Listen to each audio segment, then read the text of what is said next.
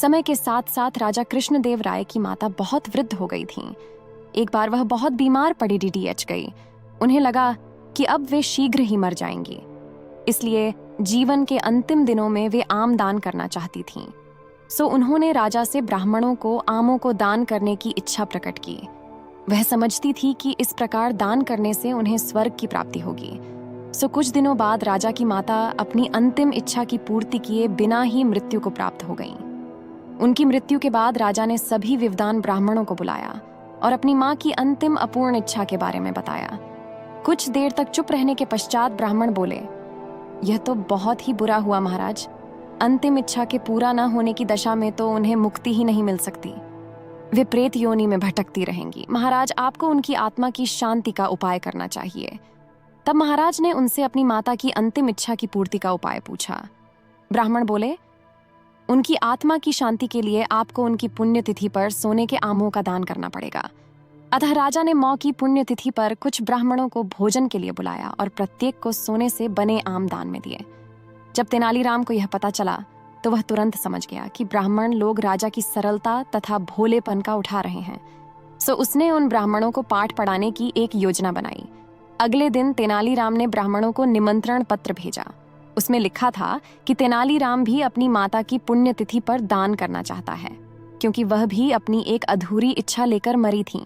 जब से उसे पता चला है कि उसकी मां की अंतिम इच्छा पूरी न होने के कारण प्रेत योनि में भटक रही होंगी, वह बहुत ही दुखी है और चाहता है कि जल्दी उसकी मां की आत्मा को शांति मिले।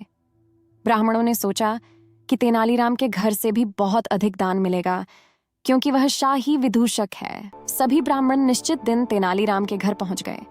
ब्राह्मणों को स्वादिष्ट भोजन परोसा गया। भोजन करने के पश्चात सभी दान मिलने की प्रतीक्षा करने लगे।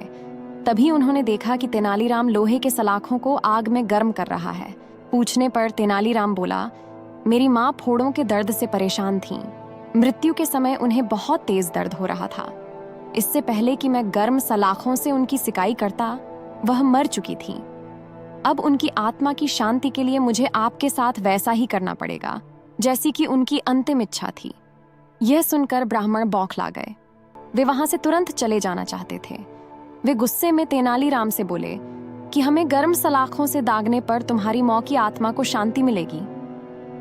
नहीं महाशय, मैं झूठ नहीं बोल रहा। यदि सोने के आम दान में देने से महाराज की मौ की आत्मा को स्वर्ग में शांति मिल सकती है, तो मैं अपनी मां की अंतिम इच्छा क्यों नहीं पूरी कर सकता। ये सुनते ही सभी ब्राह्मण समझ गए कि तेनालीराम क्या कहना चाहता है। वह बोले, तेनालीराम, हमें क्षमा करो। हम वे सोने के आम तुम्हें दे देते हैं, बस तुम हमें जाने दो। तेनालीराम ने सोने के आम लेकर ब्राह्मणों को जाने दिया, परंतु एक लालची ब्राह्मण ने सारी बात राजा को जाकर बता दी। ये सुनकर राजा क्रोधित हो गए और उन्होंने तेनालीराम को बुलाया। वे बोले, तेनालीराम, यदि तुम्हें सोने के आम चाहिए थे तो मुझसे मांग लेते। तुम इतने लालची कैसे हो गए कि तुमने ब्राह्मणों से सोने के आम ले लिए? महाराज, मैं लालची नहीं हूं, अपितु मैं तो उनकी लालच की प्रवृत्ति को रोक रहा था। यदि वे आपकी मौ की पुण्यतिथि पर सोने के आम ग्रहण कर सकते हैं, तो मेरी मौ की पुण्यतिथि पर लोहे की गर्म सलाखें क्यों नहीं झेल सकते? राजा तेनालीराम की बातों का अर्थ समझ गए। उन्होंने ब्राह्मणों को बुलाया और उन्हें भविष्य में लालच त्यागने को कहा।